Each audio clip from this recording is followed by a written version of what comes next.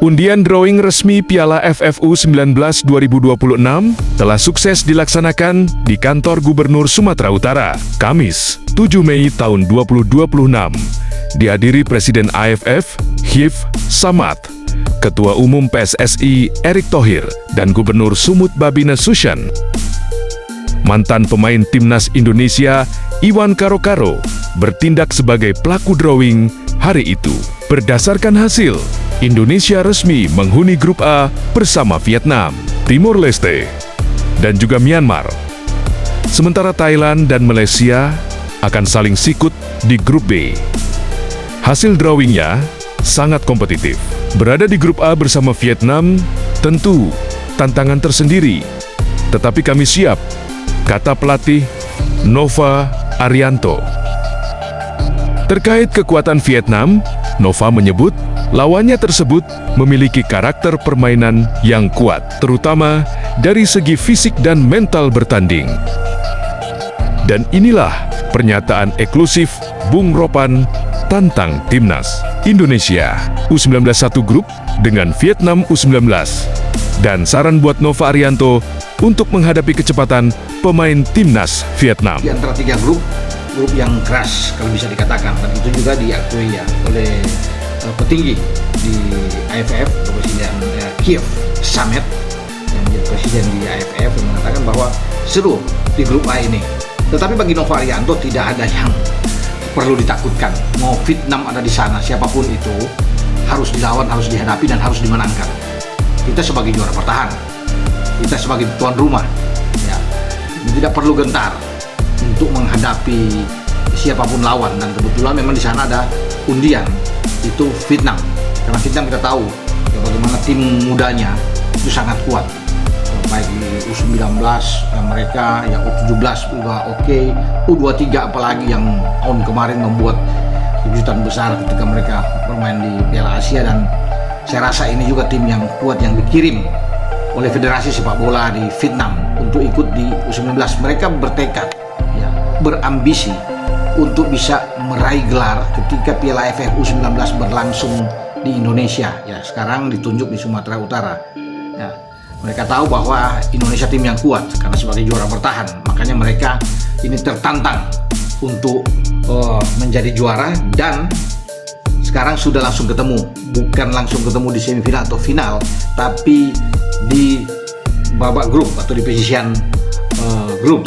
Ya, ini yang menjadi ditunggu, karena pasti antara Indonesia dan Vietnam sama-sama diunggulkan, sama-sama difavoritkan untuk bisa melaju ke babak selanjutnya. Nah, format yang diatur adalah juara-juara grup masing-masing di 3 grup itu, teman-teman, itu langsung lolos. Nah, akan dicari nanti tim keempat itu sebagai runner-up terbaik di antara 3 grup ini. Yang akan dilihat untuk bisa bergabung di babak semifinal. Itu yang ada di Piala AFF 19 ini. Nah, bagi Coach Nova sudah akan memulai training camp atau TC bagi Timnas U19 ini itu di Yogyakarta. Mulai pada tanggal 10 sampai tanggal 28 itu akan ada TC di sana. Nova akan melihat pemain-pemain yang panggil semua untuk dia kerucutkan menjadi 23 pemain yang siap tampil di perhelatan AFF U19 ini. Sumatera Utara sebagai tuan rumah menyiapkan 3 tempat atau 3 stadion. Ya, ada stadion mereka yang bagus sekali, yaitu stadion utama di Sumatera Utara, kemudian ada stadion Teladan di Medan, dan satu lagi di Deli Serdang kalau nggak salah ya, stadion Mini Pancing di Deli Serdang. Yaitu 3 tempat untuk 3 grup ini. Pasti kalau saya pikir untuk pembukaan dan final akan dipilih di stadion utama Sumatera Utara.